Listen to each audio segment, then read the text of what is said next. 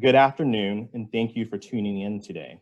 On behalf of the University of California, San Francisco Alumni Association, the UCSF Department of Psychiatry, the Greater Good Science Center at UC Berkeley, the Mind Institute, and the John W. Brick Mental Health Foundation, welcome to the 10th webcast of our series titled Emotional Well-Being During the COVID-19 Crisis for Healthcare Providers.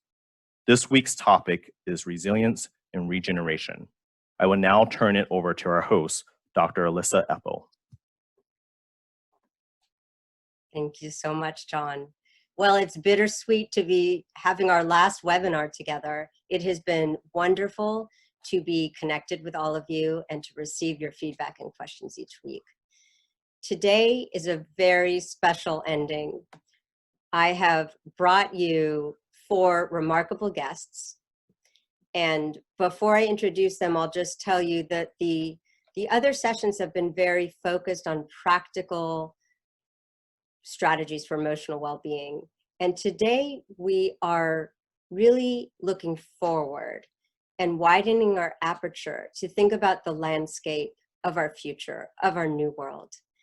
And it will be one of hardship, one of suffering, and new ways of coping. And with that, it's even more important for us to have a very clear view of our North Star or North Stars. What is meaningful to us? How do we prioritize our precious time in our life?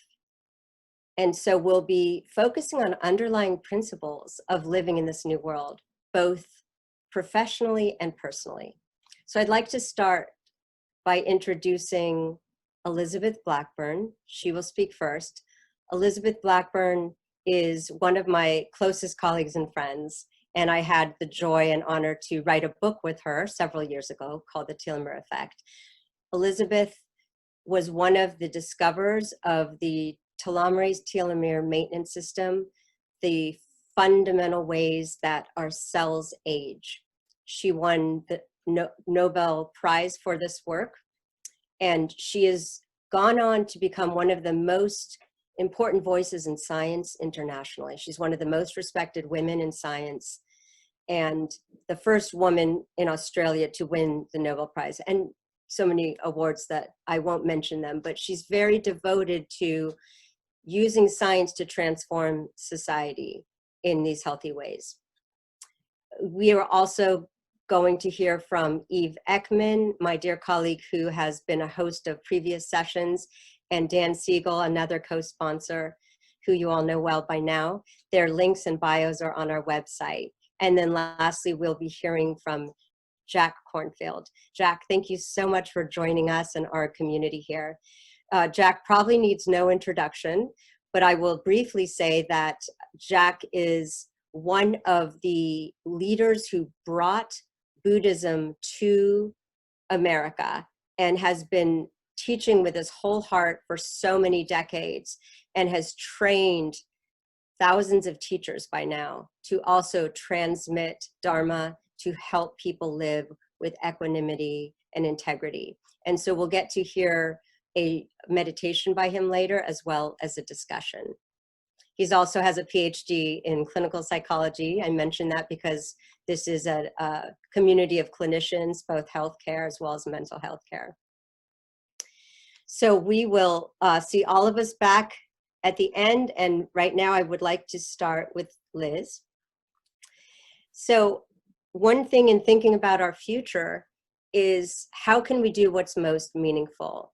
As a researcher, I know that we're very prone to existential crises, to wanting our work to have the most impact, whether it is building on fundamental principles, basic science principles that then flourish into application, or whether it is applied. And so the discoveries about telomerase and telomeres have been a phenomenal example of very basic discovery work that turns out to reveal so many important principles about how we age and how we become sick. So Liz, welcome. Good to see you. Nice. I would like to hear your thoughts about science and in our new world, how can we do bigger, better science? You've been thinking a lot about changes. So let us hear just about your aspirational vision about how we could be doing better science in this new world. Well, I think this sad current situation really makes an opening for something I've been thinking about for a while, which is, how do we think about remaking a better future in a sustained way? And how can we make science at its best and be able to have its best impacts? This actually began almost exactly about 2 years ago in 2018. I was at something called the Lindau Nobel Laureate meetings, and I was asked to talk about science in its broader sense. And it really got me thinking, because this is a meeting where hundreds of young scientists at all stages of academic training and early career scientists get together for a week, and we just talk about science and ideas. And this idea that I put forward was I really wanted to think about how would we collaborate a whole lot more. I was actually inspired by the Paris Accords for Climate Change, because this was an extraordinary example of when countries came together recognizing a global good which needed to be addressed. How do we address the climate change crisis? And so what emerged was a sort of an idea that was, how would we develop helpful, practical guidelines for scientific research? Because so much of what we do is sort of implicit, but how much do we actually say what it is that science ought to be and how we do it? And so these are guidelines which, were, and I'm going to describe them very briefly, but they were for people in scientific research. But I realized that there is really underpinning principles that are much, much broader for many kinds of human, activities and human professions and so forth. So basically, the idea would be we want science to be more open, more diverse, more integrated, more cooperative. And this crisis just highlights so clearly how important all of those are. And so in a way, it's a little bit like we're in the process of thinking how we will implement this and get their adoption. But basically, I think of it a little bit like somewhat analogous to a Hippocratic oath for scientists. And so our first goal of this guidelines would be that scientists all have an inherent ethical code, which includes what we all think of as science, but we don't make very explicit very much, rigor, honesty, integrity, because science is about actually trying to find truth, respect for life, law, the public good, responsibility, responsibly communicating, listening and informing. All of these things have become so highlighted in the current crisis as so important. And then, subsumed among all of these would be other goals like, globally cooperating. This is so important as we think about how we're going to deal with this crisis in the longer term as well as the shorter term, in ways that recognize that we're just a totally interconnected globe of societies and individuals. And then things like making results accessible, being, transparent in one's research. Interestingly, changing reward systems. We often reward things in science which actually mitigate against collaborative, transparent work. And also thinking about how we support all talents very inclusively in all ways that are often, and again in science, haven't been ideal. So this is something that has been, as I said, it was 2 years ago we started this, and then it's just been highlighted so much. So I think what we want to do is to say, we can use this emergency situation that we're in as a way of focusing on something that I hope will be much more sustained.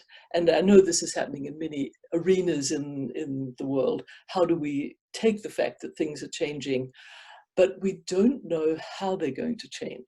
And so what we want is to be underpinned by a kind of set of principles, North Stars, if you will, perhaps one main North Star, how do we act? So I think that we have perhaps more hope of doing this because we are in such a crisis where all of these kinds of principles, I think, will be very important in science, but not only in science. Absolutely. I think a Hippocratic oath for science and for researchers is so important. It's so exciting that this will come from the Lindau Nobel meeting and permeate through science. And you're right, we're so receptive. We need something like this now. We have so many global issues to solve with climate warming. And even before this, you were thinking about climate and how we need to work together globally, but the world wasn't listening. And now I believe there's a very receptive audience, because just thinking about the vaccination already instills this global both angst and longing and wanting to work together. So Liz, one question I have for you is, you can change reward systems, and that will be powerful for human behavior and the politics of science.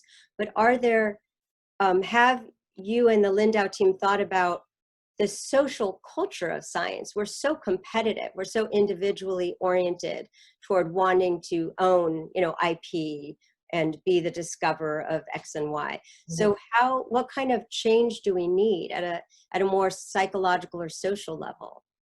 Well, I think, competition in science, it's a very interesting thing.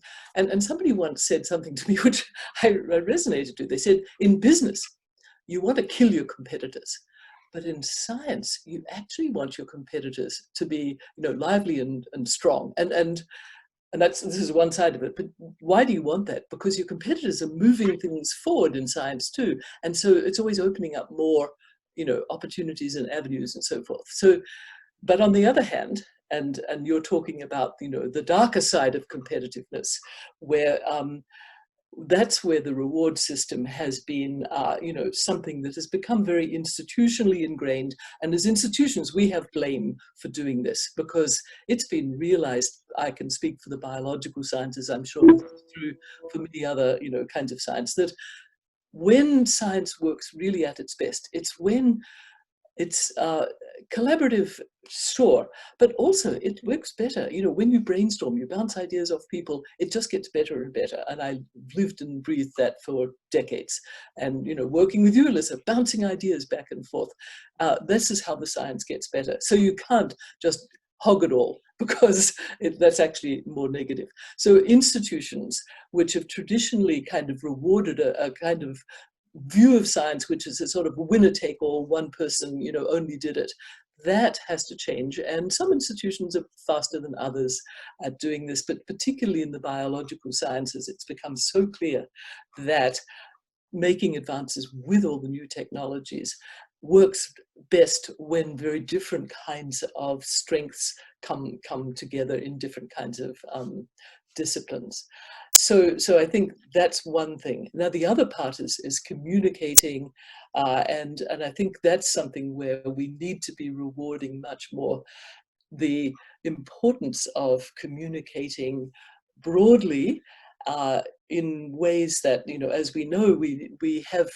A scientist I know referred to it in reference to the pandemic as we have an infodemic, meaning there is a lot of awful information. So again, in science, rewarding this idea that communicating in honest and transparent ways, this is crucial as well, and particularly, societally. Yes, we need the respect of science to be reestablished. And I think that by being collaborative and not competitive, and by really showing global cooperation and how much that will help us solve these really difficult global problems, that is going to be, it has to be our future. We have no other choice. And I think, when we think about why does society have respect for the medical, because there is an ethical code, there is something there, and it's sort of implicit somewhat in science, but it can often get very distorted. And I think, scientists have to deserve respect too, right? It's so this is why, if we can sort of get this, and this is what we're doing with the young scientists, where we will have an online Lindau meeting this year. But the idea is we hope to sort of get some traction for this idea that this would be generally adopted. And I always figure us old fogies, we're past hope anyway. So it's the young scientists that we want to get embracing these sorts of things. And they have, this shouldn't come from just, a few old people like me who are emeritus, scientists, right? It should come from them, ground up. And so that's the process that we've had, a very lively process. One can go to something called Lindau Guidelines, a website, and see in detail what things. I will show this website in the next minute. Okay, great. But the idea is that we, in these awful and unpredictable times, having something where we can say there's something sustained we can be doing for the future, I think is going far beyond needs of science. And perhaps we can all be thinking in these ways of how we do, as you said, resilient sorts of things that are not going to be dependent on the particular scenarios that play out that we cannot predict right now. We do have this, people think of it, maybe it's a reset or a rebuilding or regeneration, but it is, with all this uncertainty also comes this opportunity for these new ways of being, thinking, creating our structures for science. Right. One thing that I think it's a fantastic focus for you to focus on youth. I know many young adults who are rethinking their future. They're asking, what can I do? This world is a mess. I'm not going to go into, this line of work that I traditionally thought of. I want to do something more meaningful. So I do think having someone like you be guiding the way with these, really aspirational views of what science could do if we were of much more of a collaborative mindset, and just our interdisciplinary collaboration, which I should mention, it's been one of the most meaningful and fun parts of my career, to learn your field, for you to learn mine behavioral science with your basic science. And that's the model, crossing silos and sectors and working with businesses. That's the only way we can really, really restructure our carbon use and so many important things that we are interdependent on. Right, because as we have a pandemic, but we also have a slow pandemic, which is called the climate crisis, yes. Which is the climate hasn't suddenly sort of said, okay, we'll put everything on hold during the coronavirus pandemic. So it's pretty obvious that we need to be thinking of much more sustained ways of doing things. So it is an opportunity. I really think that this is the way to see this, this sad current situation, but to see it as something that, somebody once said, don't let a crisis go to waste. And I'm really taking that to heart. Yes, wonderful. So I'm going to now show them the website. Thank you so much, Liz. It's very exciting. We will share this Lindau agreement as widely as we can. We can all do that together and help be part of this transformation of our culture of research and science. Thank you. Well, it's a work in progress, so this is what we want, participation. So wonderful. Yes. Thank you, Elissa. Thank you.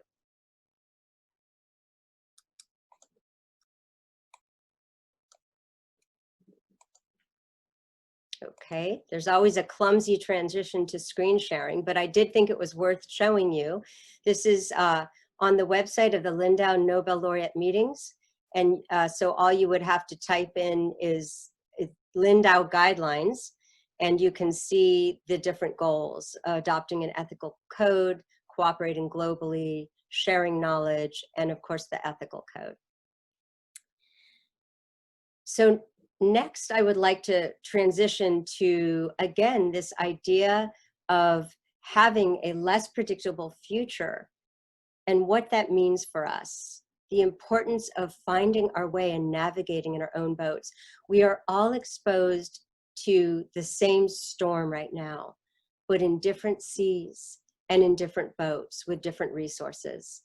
And this is so important for us to think about mental health right now, because along with the pandemic and the social distancing, we have a major epidemic of depression and anxiety. So many of you may have seen the CDC's data from yesterday, and big headlines saying 1/3 of Americans have significant levels of depression or anxiety. And if you look closely at that data, there is a lot of variance by states and with Mississippi having 48% of their sampled population having significant depression or anxiety. And among our youth, it's particularly high, among our young adults. So again, how do we live with this? We know that this particular storm is called COVID. There will be other storms. This is all part of our new world of global warming. And so the more we can develop these ways of how do we change our goals, our intention, live in this more unpredictable world, how can we live our most meaningful life and be most helpful? That is the next focus of our next presentation. So now I would like to bring back Eve Ekman. And Eve has worked in the ER at our city hospital for many years when she was a social worker. And she has been completely focused on this question of how do we live with suffering? How do we work with difficult emotions? How do we help them work for us? So this is a great moment to hear from you, Eve. And we'd love to hear advice for people who what was meaningful to them is no longer accessible to them or achievable. Yes, thank you, Elissa, and thank you everyone for the work you're doing. Those who are tuning in with us live and who are maybe watching later on, it is such an honor and a privilege to be here with you all and share what I hope is useful information that you can use today and in the weeks and months and years to come. I wanted to start off by just really thinking about how do we transform what can be quite challenging, difficult, even painful into something that is meaningful. All of us might have a slight inclination this is possible. We recognize that some of our past events of loss or disappointment that were excruciating at the time also fortified and supported us in our understanding of ourselves and the world. Maybe we even learned a valuable skill or tool. I know for myself, working in the emergency room at San Francisco General Hospital, that it was by no means easy. And in fact, it was so unpredictable. I never knew what would happen day to day. And I spent many days with people who were having the worst day of their life, and who maybe were facing the end of their life or their loved one. And that was extremely painful and challenging. There was a lot of high emotions of grief, of frustration, you name it. It was all there. And yet, easily, when I look back on my career as being a postdoctoral fellow, of working in different industries, and being a teacher, it was the most meaningful experience I've ever had.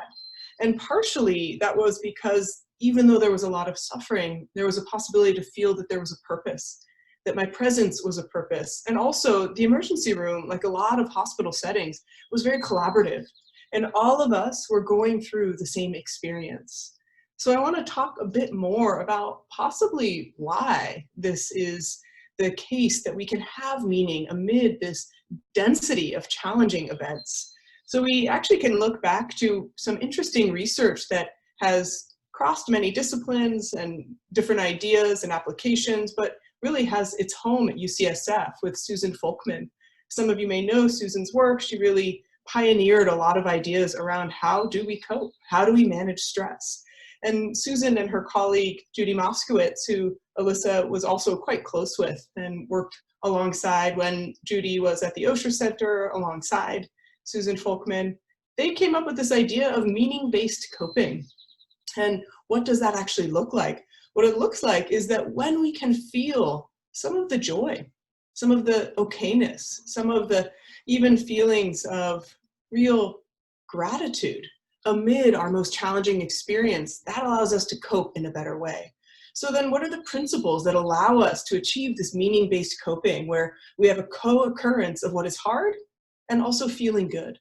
One of the first things is that we really have the capacity for a positive reappraisal. Many people have brought that up in the course of this 10-week series. How do we find the silver linings of what's happening right now? So amid this very difficult and challenging time, I'm finding that, wow, I actually enjoy being home and cooking my own food a bit more for those of us who are home. Or some of us may find that, you know, amid this challenging and difficult time, I'm feeling a greater sense of closeness with my loved ones in the house. We have this shared thing that we're all going through. So that capacity to have a positive reappraisal and to allow that to be possible. We don't have to always focus on what's difficult and what's hard. We could even think about setting aside a time intentionally in which we focus on that.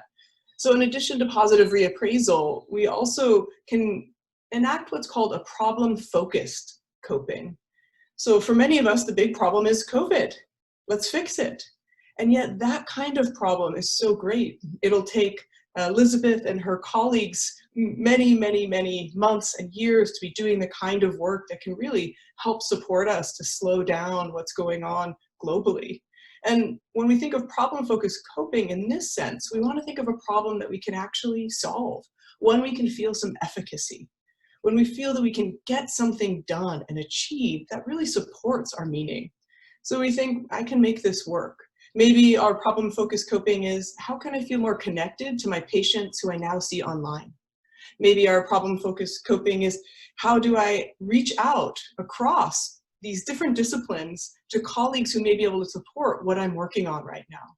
So really setting these attainable goals can really support our meaning. The other one, in addition to positive reappraisal and problem-focused coping, is infusing ordinary events with positive meaning. So some of you, again, may have already naturally felt this. Just to be outside and feel the wind on your face or the sun on the side of your cheek or on your head, that feeling of something ordinary, and having it really be an opportunity to savor and say, this is meaningful. I'm outside, I'm breathing fresh air, how fortunate. So we can really focus on what's already good. So what's interesting about this model of Susan Folkman and Judy Moskowitz is you can see some of the echoes of this in more traditional contemplative practice. Some of you may be familiar with Pema Chodron, who is a Tibetan nun and has been administering teachings of how we go through suffering for decades.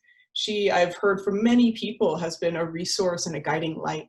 I had the good fortune to ask her a question regarding healthcare. I said, how do we help all of these burnt out healthcare providers? And this was before COVID.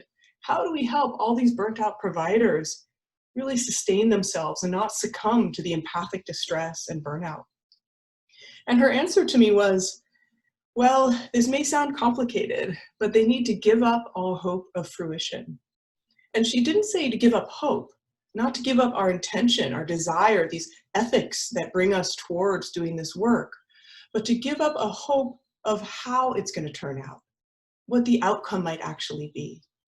So this really gets us back to this problem-focused coping, where how can we set ourselves in our hope of the things that are actually achievable, the things that make us feel as though there's purpose within almost every single event, whether that's having a healthy meal on a day-to-day basis, whether that's being able to really give a sense of care and connection to a family member who has a very sick person in their life. So that's a really simple and easy way for us to do this. I think it's important for us to consider then, well, how do we bring this into our life? How do we actually transform this enormous challenge into what's meaningful?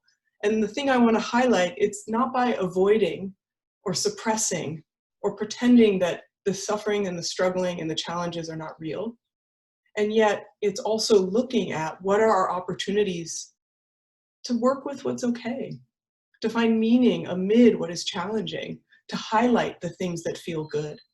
So my real encouragement to you all, or my wish for you all, is that you have this ability to both face with integrity and dignity what is hard, and also open yourself up to these possibilities of connection.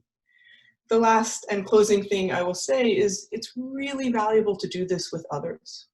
When we have meaning that's forged through connection, it intrinsically is just more rewarding for us, and it's contagious. So please think of finding these opportunities for meaning amid your everyday work and sharing it with as many colleagues and loved ones as you can.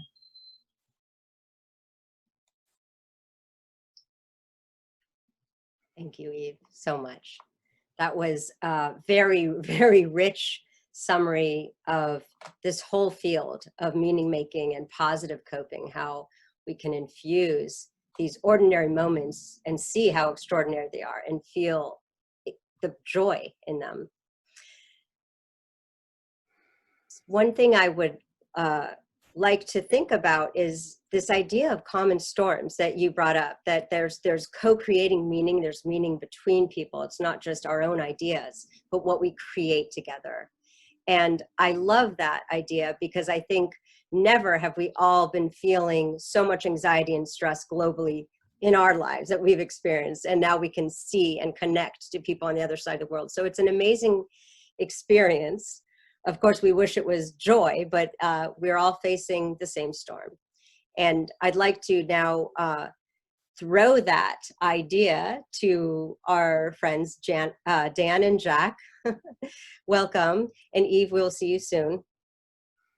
So in thinking about what this, I'm going to give you some room to discuss together some of these ideas about what is this role of, how can we view uncertainty in this kind of more helpful way than just alerting our stress response. And we don't like uncertainty by nature, and that's our default mode. So how do we get beyond that and embrace it? And I think this idea of really, working with this global experience we have is another thing I would love you to talk about. And I'll just tell you that our listeners have shared extraordinary experiences of moral distress. So in their daily life going forward, there is a new heightened level of risk.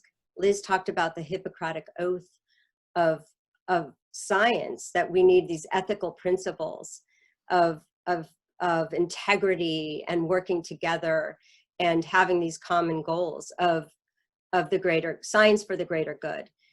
Now, of course, the Hippocratic oath is extremely meaningful today, and it brings a lot of strife because people are asked to put themselves in a position of personal risk and risk to their family. So how do we live with that and with some more equanimity, some more ease than we would naturally feel? So Dan or Jack, I'll let you guys decide who starts. Dan. Okay. Thank you, Elissa. And thank you, Eve. That was really beautiful. And Liz, thank you for your leadership and really looking for collaboration. Jack, it's beautiful to see you. For all of you listening, this is really something, as one of the co-hosts of this series, to think about the front line being this really edge of pulling on everything that has meaning in our lives. And so just so you know, Jack and I are close friends and we're colleagues and we teach together a lot. And Jack, I was thinking we could do a kind of duet in our time here together, where just to begin with maybe a frame, thinking about medicine. I'm trained in medicine, and when I was through medical school and began in pediatrics before moving over to psychiatry, there was always this feeling like something drove not only myself, but my colleagues, whether we were the physicians or the nurses or all the staff in the hospital setting, that we wouldn't have used the word love in that setting, but it was this incredible drive of care and compassion that with all of the suffering we were experiencing, it was so hard to hold on to that because it felt so painful. With the coronavirus and now the illness of COVID-19 and the pandemic that has taken over the planet, there are so many levels, Jack, where, when you sign on to do this medical work, you don't sign on to risk your own life. So that's one thing we should absolutely address. But the other thing is you're expecting the system to support you in all of your training, whether that's in nursing or in being a physician.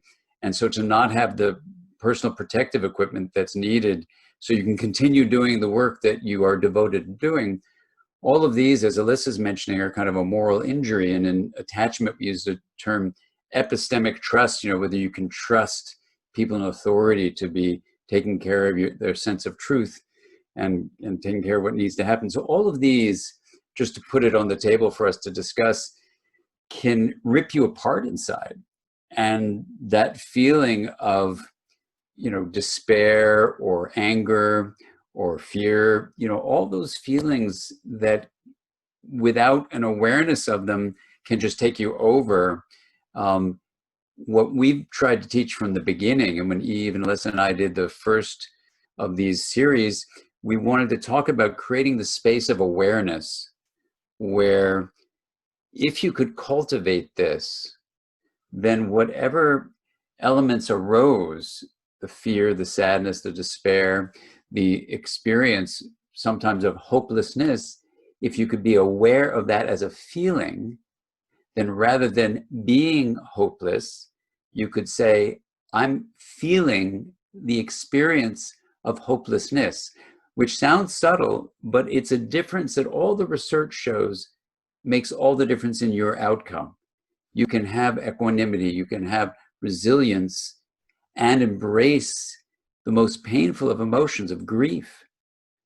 And when we look at this, and Jack, this is what I want to see how your incredible experience in contemplative, not just practice, but scholarship and leadership in this world, how the journey looking inward, what people use the word contemplation for, what that's taught us about the notion that you can be in touch, for example, with what drove you to become a nurse or a physician, hold on to that love and compassion. And at the same time, while you know the direction you want to take, working, let's say, in the hospital now and seeing all of the pain, especially perhaps not in San Francisco anymore as it was in the beginning, but certainly in New York and other places now around the world, how do you actually hold on to an intention, even if the direction of where you're trying to go, like save lives, even if that outcome isn't happening, you can still hold on to your devotion to the journey of healing, of being compassionately, skillfully applying your medical knowledge to try to support the reduction of suffering. But some people may die, and to experience that without it being like you failed, but this is the journey. And how can you stay present for that? And that's kind of putting a lot of medical experience that people may be having, the psychological state, and then asking you the question, Jack, what are some wisdom insights as we bring this summit to a close that people can really take with them? And you'll do a meditation practice to deepen that, about this. How do you stay present for this whole, as you could say, this whole challenge, this whole catastrophe, the fullness of this experience with all its suffering and all of its reality? So listening to you, Dan, and also to the things that Eve and Elizabeth and Elissa has said, it's painful. It's a really difficult time, and I have vulnerable first responders in my family, so it really matters to me.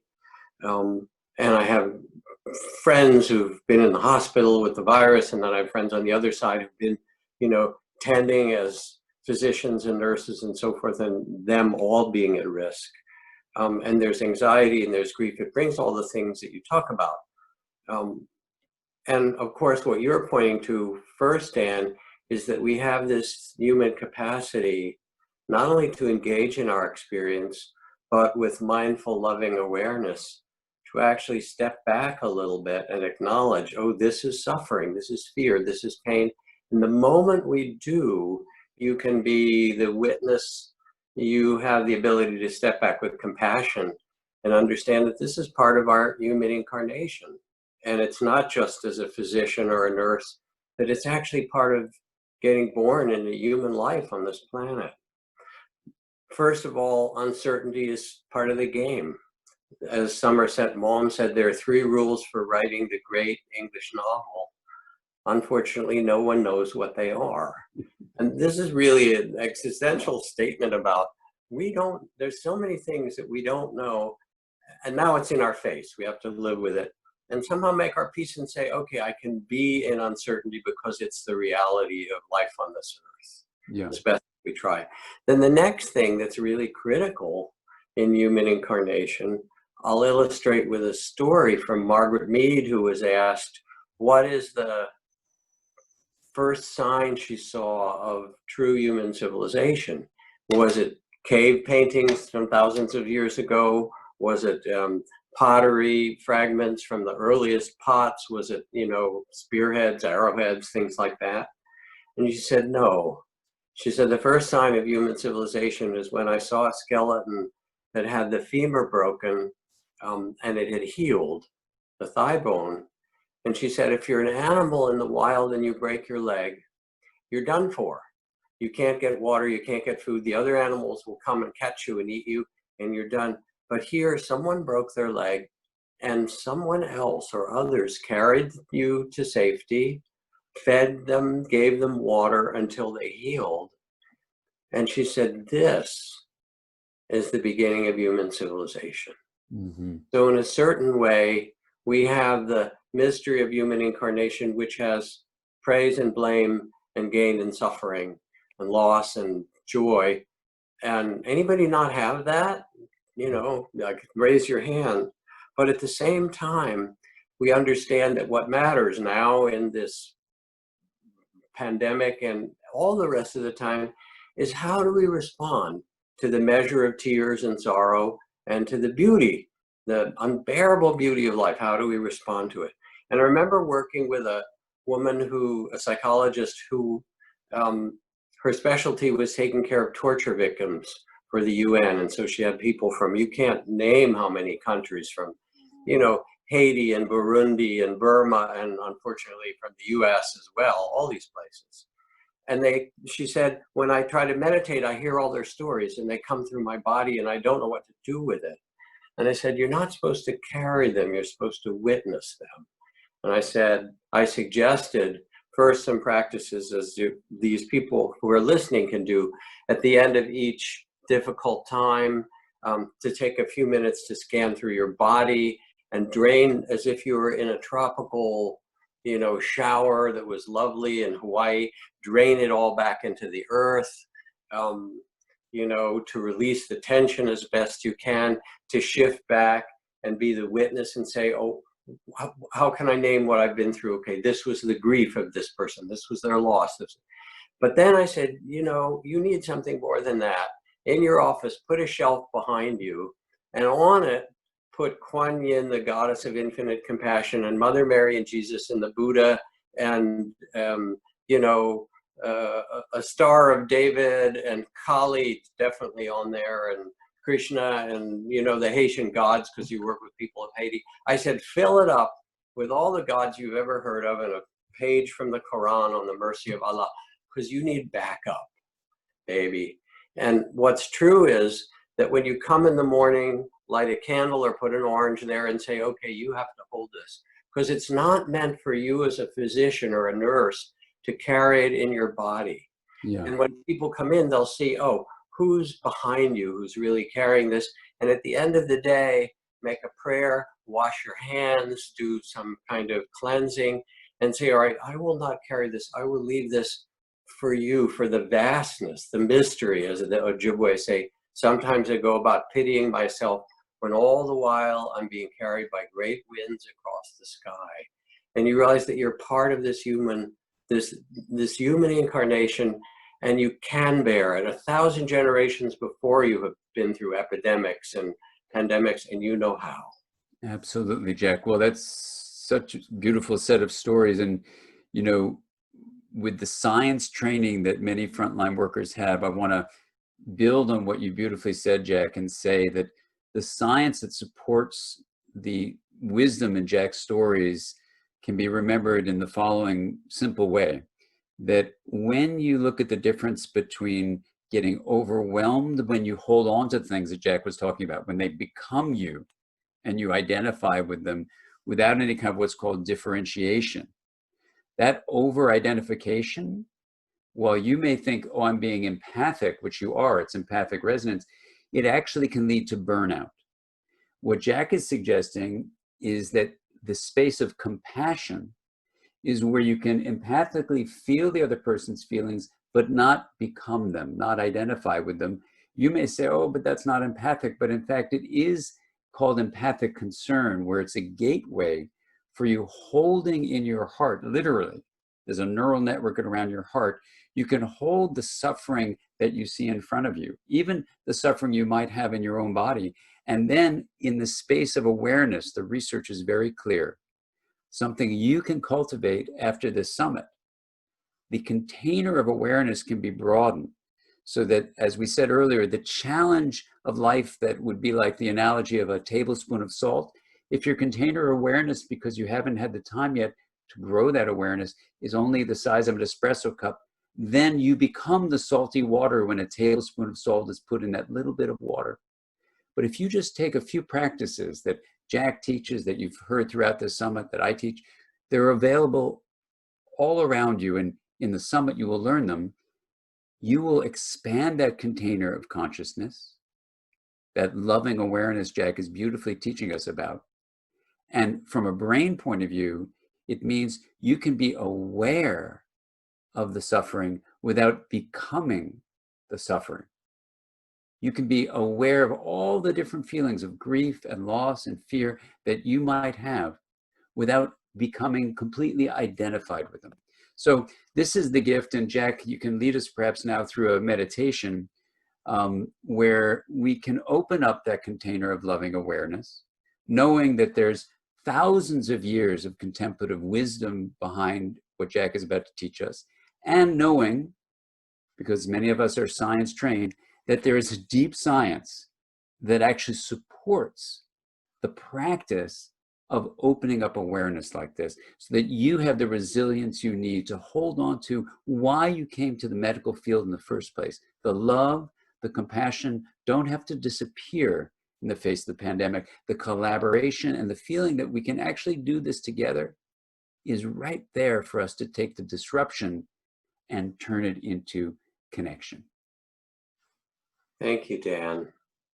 Thank you, And Jack. as healers, which all of you who are listening in some way are engaged in this, you have chosen from your own life in your heart to turn toward difficulty, to turn toward disease or conflict or difficulty that people are experiencing physically or medically or emotionally in various ways. In a way, you signed up for this, and it's a beautiful thing that you did. I mean, it's an amazing ancient human capacity. And part of the signing up shows that somehow in you, you know that there's a capacity to hold all of this with a compassionate heart, a tender heart, with the great heart of compassion. That this is actually born in you. So let's do some meditation together to build on what Dan was suggesting. And as you listen, probably you're not driving, since people aren't so much these days. So if you can, let your eyes close gently, and we'll play with and explore, because it's really an experiment, an exploration with your own capacity for mindful, loving awareness.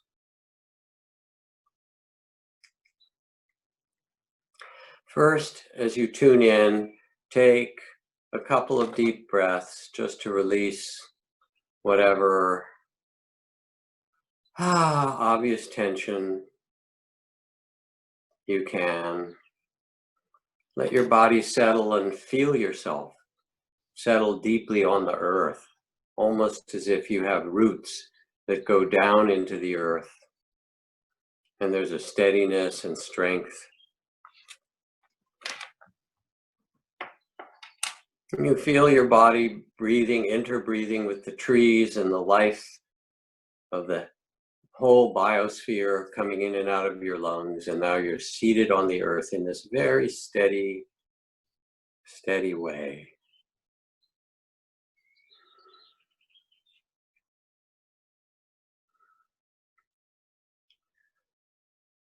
And now with this quality of loving presence, mindful loving awareness, become aware of the energy of the whole field of your body.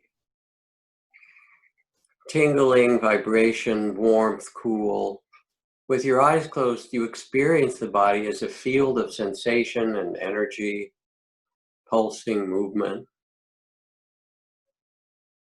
And hold it all in a kind attention.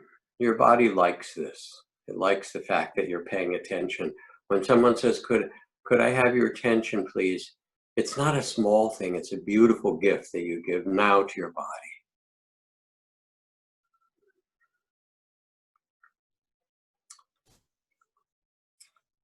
And then notice as you do some area of your body that carries the most tension, because all that we're going through activates the fight, flight, or freeze mechanism, and the jaw tightens and the shoulders or the gut tightens. It stays in there below consciousness, but now you can feel it and sense a place where there's the strongest level of tension.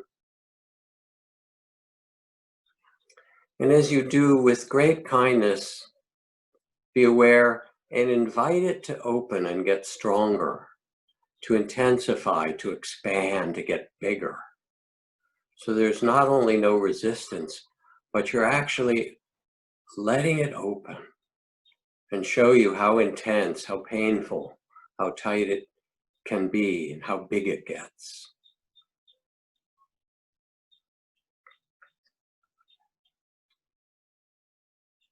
And you begin to notice as you do, that as you give space, like Dan's image of the salt in the, not the little cup, but in the lake, that things start to release on their own. They want to heal, they want to open. And then you can say to your body, thank you. Thank you for carrying so much in this time, with gratitude. And compassion, thank you for all that you carry, holding your body in tender compassion for all it does. Thank you. And notice as you do the release that comes. And then in the quiet, you can ask your body, what does it need to be more resilient, to regenerate itself? What does your body need and ask for? And in the stillness, it will answer. It will tell you.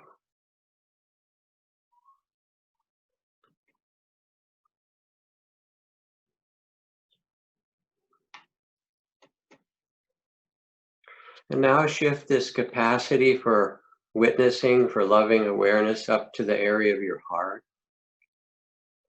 And to the heart which carries all the emotions, the heart and mind together, fears and anxieties, longing and love, anger, grief, the ocean of tears, the joy or the unexpressed creativity, all that the heart carries and the mind carries. And as you bring this mindful, loving awareness to the area of the heart, as I do at the end of the day, you could begin to sense, what is this heart carrying now that I haven't even been aware of because I've been so busy tending other things in my life.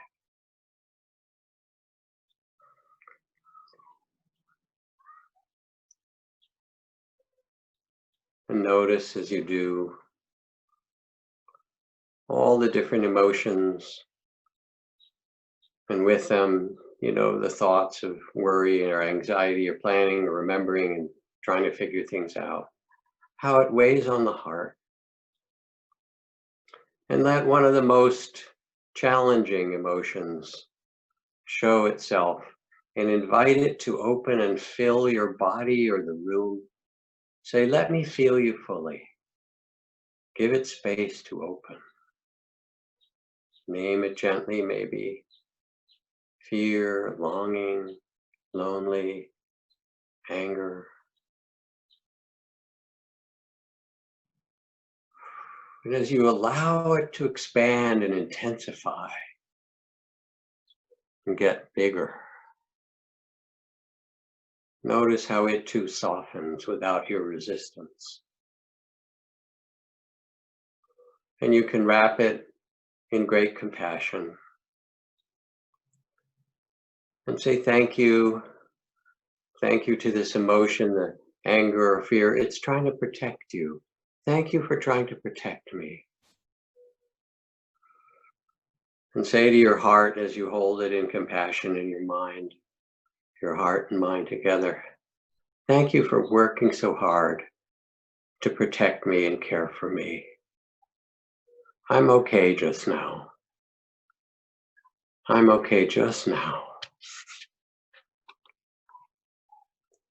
And now your body and your heart feel the blessing of your attention and gratitude and compassion. And then you realize that you are not your body or your emotions or your thoughts. They're part of your experience, but who you've been is the loving awareness itself, the witness. Rest in this conscious awareness, this witnessing. Relax into it, let it be spacious and filled with love and kindness and tender compassion for all the suffering. This is who you really are. When a baby is born, we greet them with love.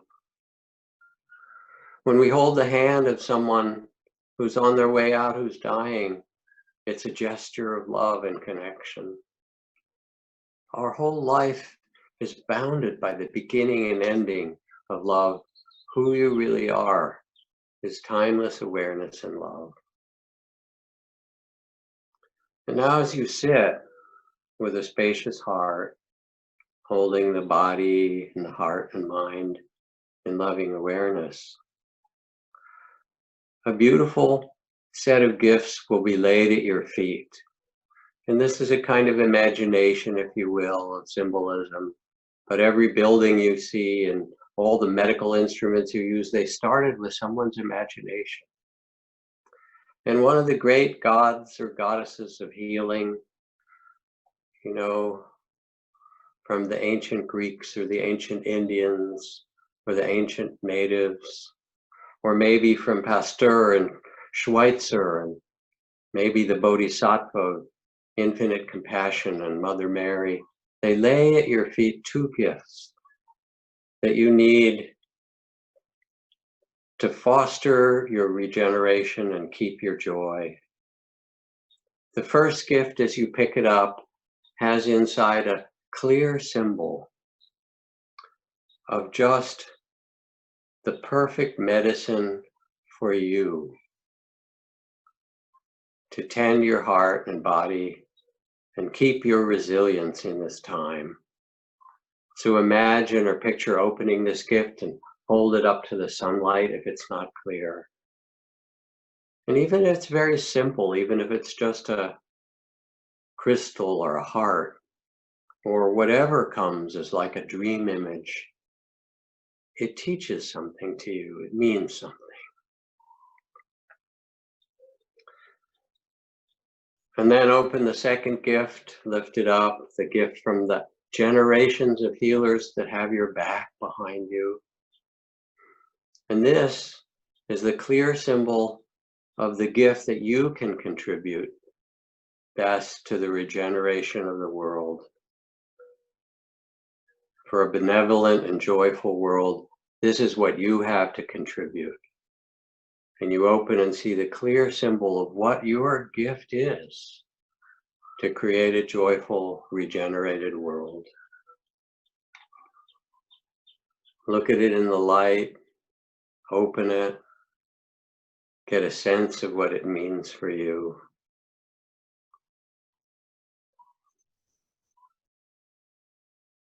And then finally, you'll notice in the bottom of the wrapping that there's a blessing for you. You can hear it, think of it, imagine it. It comes from Pasteur and Schweitzer and Mother Mary and Kuan Yin, all of the great healers of humanity. Here's the blessing for you, the blessing of resilience and regeneration. Picture it, think of it, heal it, hear it, sense it.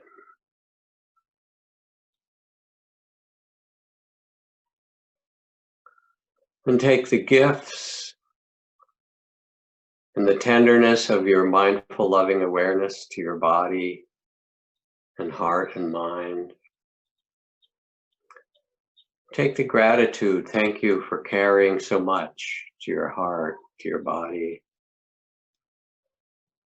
And the great courage of your heart of compassion to hold it all. And remember the words of Pablo Neruda, the celebrated Latin poet.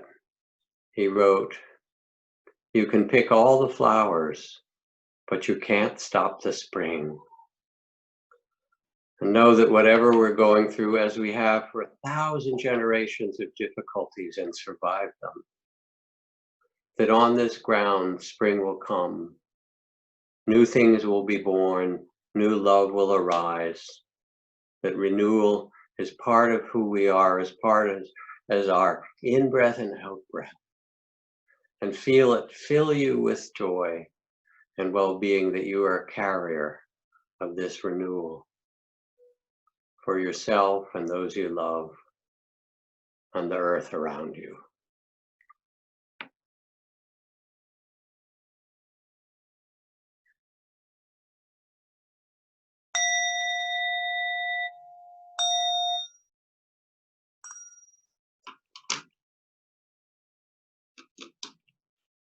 Thank you for your kind attention.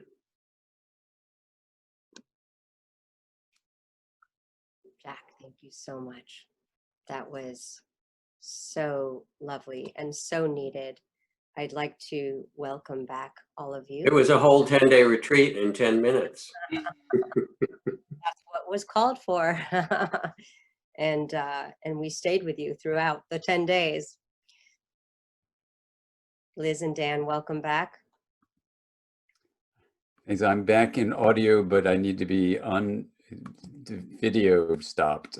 Okay. There you are. Okay. Wow. I want us each a chance to just say one thing that we are going to do personally. It's very effortful to be aspirational about the world, and we do what we can. And when it comes to our own local ecosystem, our own personal ecosystem, it's so important to be realistic and aspirational and self-compassionate. So I will end with something very mundane but helpful to me, something I have been told that I live with. And that is, you know, I think part of this pandemic is, it really is about survival, and then whatever you can do to survive well and bring ease is fantastic. But we've all survived 100% of our worst moments, worst days, and here we are. So the saying that is alive in my family is, I'm doing the best I can, and I can do better. And that's the dialectic we live with, all of us. That's what I say to myself. That's what I say to others. And this is, you know, the dialectic we live in right now is so tremendous and huge and challenging and delicious, because that's really how life is this coexistence of challenges and beauty. And if we can approach those with this loving presence that Jack so well laid out for us. I will listen to this tape again. Thank you so much, Jack. That is what we all can use. It is the beauty of the moment of being present together. And I'm going to talk about what's next for us in our webinar, but I really would love, before I show a slide, I would love just to hear anything moving forward, any intention in your own lives, Liz, Jack, Dan, and Eve. Oh, and the one thing I was going to say outside of my very personal ecosystem is climate. I am intent on incorporating climate into my work, and I'm doing it in small ways, and the path will reveal itself of how I personally can be of service. But that is right now bringing me so much meaning. Well, I'll start. I'm on the left of the screen. We could work across. I'm not sure what order you had in mind, Elissa. I've felt, because of my and my family's situation, I felt incredible gratitude. And that has allowed me to kind of expand my horizon, my espresso cup, to really feel, you know, I have the luxury, because I am fortunate and I feel the gratitude. I do have the luxury to try to help other people wherever I can, and that does feel like a real gift, because, you know, instead of being so preoccupied with all the things that normally had been filling up my mind, I really have this space to expand, and so gratitude is what I felt. Thank you. Yes. I'll follow up, which is actually from an earlier webinar when we had Thupten Jinpa, and he recommended in our practice of compassion to really focus on our common humanity. That's always true. And this pandemic, as Jack and Dan were describing so beautifully, it offers us that enormous opportunity to see our deep interconnection. So I think continuing to remind myself over and over when I become preoccupied with the challenges of my daily life, to remember that shared common humanity is a wonderful time to strengthen that practice. It gives so much meaning and relief.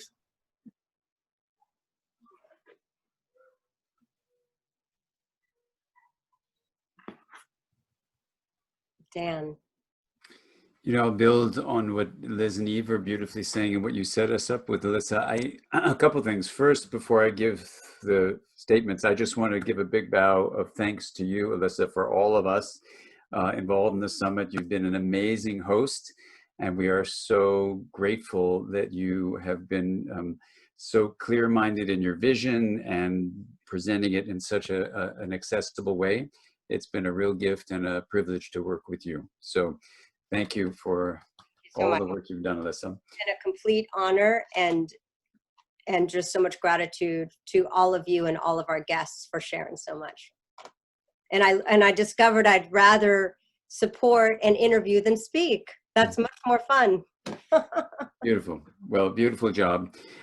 Just to build on what Liz and Eve has said, and also what you said at the end, Elissa, you know, the disruption of this pandemic is really an incredible opportunity. It really is. As much as there's loss of lives and livelihood and incredible suffering, there's also this moment of disruption in business as usual. So part of, I guess, personally and professionally, what we're doing at our institute, the Mindsight Institute, is to try to bring together a community of people to think deeply about this disruption. And then when you think about, even in this week, how the social injustice is happening, not just with the virus affecting marginalized people more than people of privilege, but even the people of color, Black individuals who were killed this week alone. There's just this profound social injustice that is here present with us. And as threat happens, we go more to in-group, out-group distinctions. And part of the incredible pain of social injustice is it's not realizing how interconnected we all are. We all are a part of one essence. And when you even think about ecological issues, the challenge we have is that humanity has differentiated itself too much from all of nature and not embraced the reality of interconnection. And that's leading to climate change. So whether it's climate injustice or social injustice, my deepest hope is that what we can do together is realize that beneath this avoidance of the reality of interconnection that Einstein called a delusion of our separation, that E.O. Wilson, the sociobiologist, called an illusion of separation, that we can break free of these psychotic beliefs and false perceptions of our separation and realize that interconnection is the truth, and that if we began to live that way as a culture, that all the suffering and the dying of the pandemic can be the experience that drives us to realize this reality of interconnection, where when you embrace that, love and kindness and compassion can be what organizes the way we live in modern life. So that's what to me, keeps me going. It gives me meaning in life, value, it gives me purpose. And when you build a community like we are, where you see like-minded people in all sorts of professions, the medical profession, other professions, saying, let's make a difference in the world, so it's a post-pandemic possibility that we explore together. Beautiful. Thank you so much, Dan, my brilliant and cerebral friend. And now I'm going to ask you for something personal about you. And it could be something like, I'm going to guess, you're going to fly less in this new world. Oh, that personal. Well, first of all, believe it or not, my cerebral friend, that was very personal for me, even though it's cerebral, because cerebral is personal for me. But I know what you mean. So the individual part of it, I guess, you know, for 25 years or more now, I've been flying out of Los Angeles 2 to 3 times a month. And this pandemic has forced that to stop. And I've realized, just like Liz has, you know, the privilege of being able to recalibrate and try to be of service while actually not moving this body far from my home office, which is right here. So I can connect with people. So I don't like the word social distancing. If we need to do physical distancing, fine. But I'm ready to have a whole new chapter of my life, except when I'll teach with many of the people here on the screen in person, because I miss you guys very much.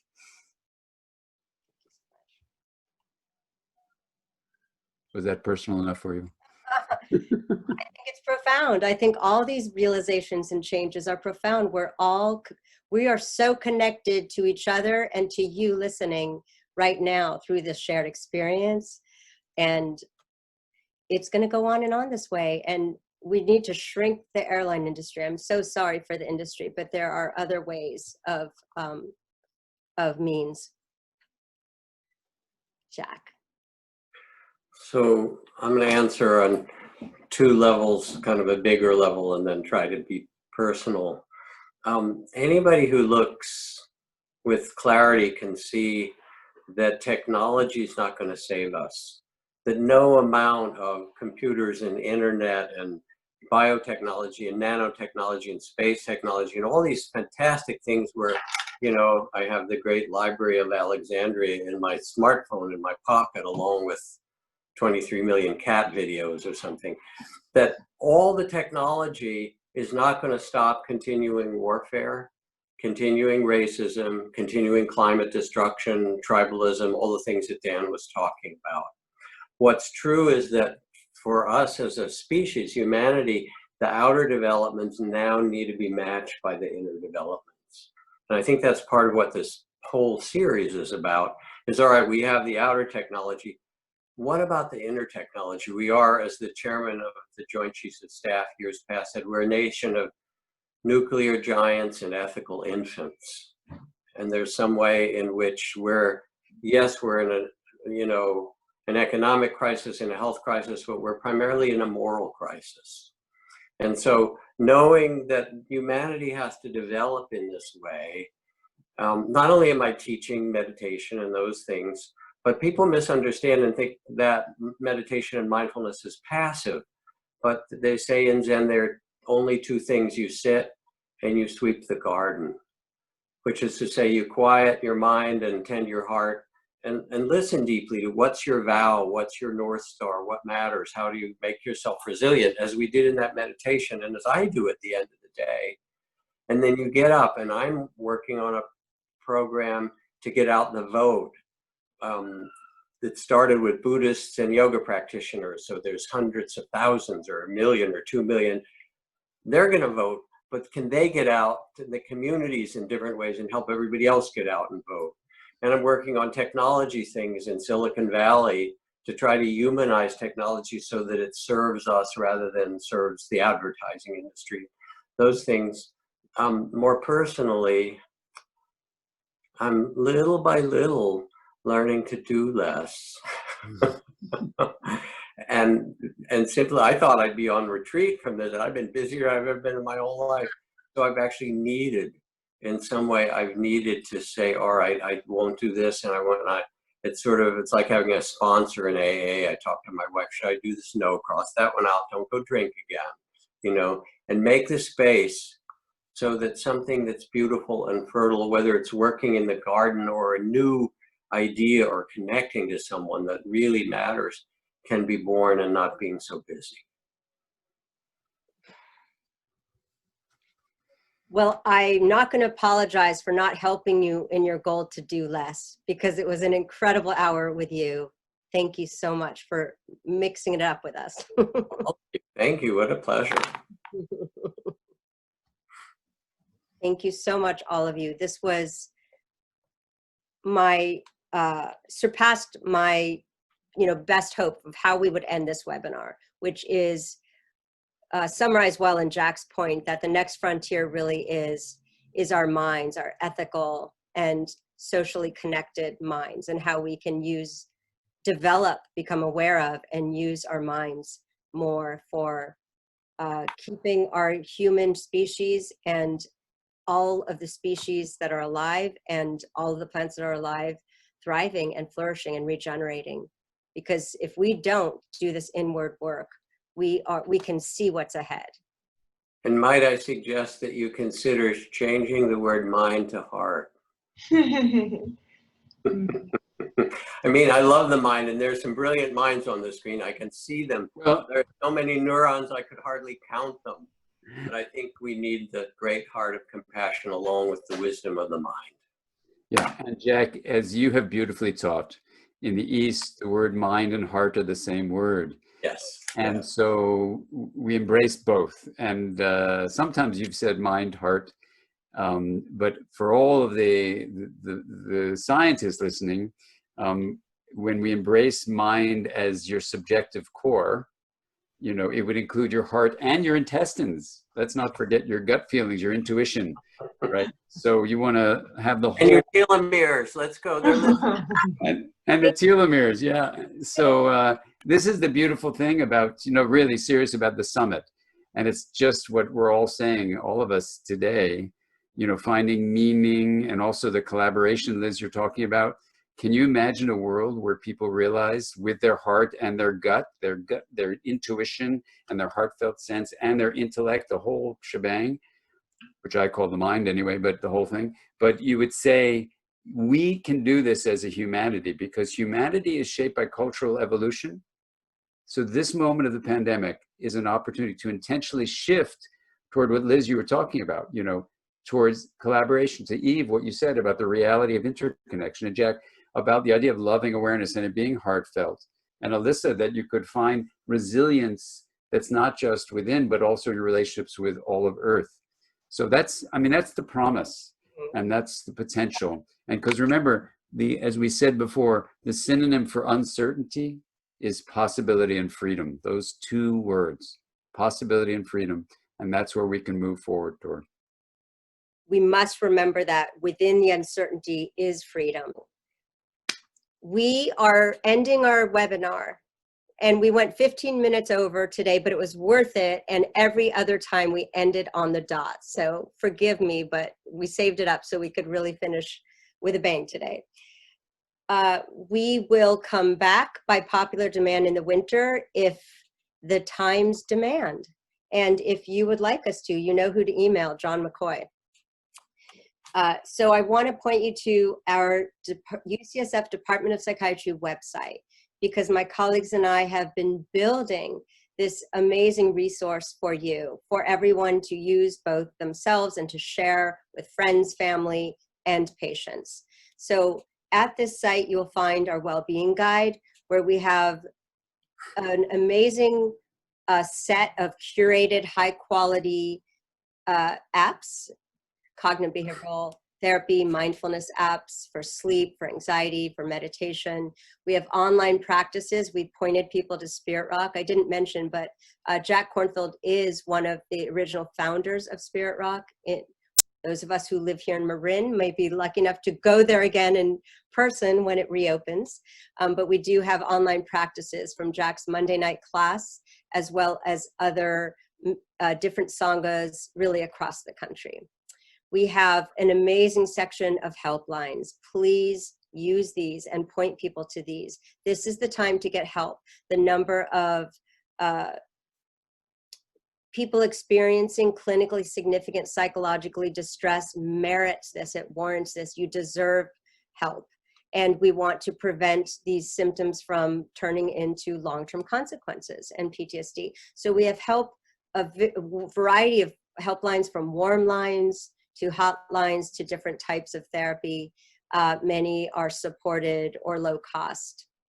And we also have a section for frontline providers for both for themselves and quick referrals for things like substance use. Substance use is at an all-time high right now. We have a new section on providers who want to refer children and adolescents to different services. And because this webinar is an hour and many busy essential workers and frontline providers don't have an hour right now, we've created 3 to 5 minute video shorts. They are focused on psychological acute care as well as other topics. And these are not just for COVID. These are strategies that are essentially what people need at any time of distress. So we're getting ready for any, next storm, fill in the blank. And then lastly, all of the webinars that you have seen live here as archives on this website. So we hope you will share them. Thank you so much, everyone.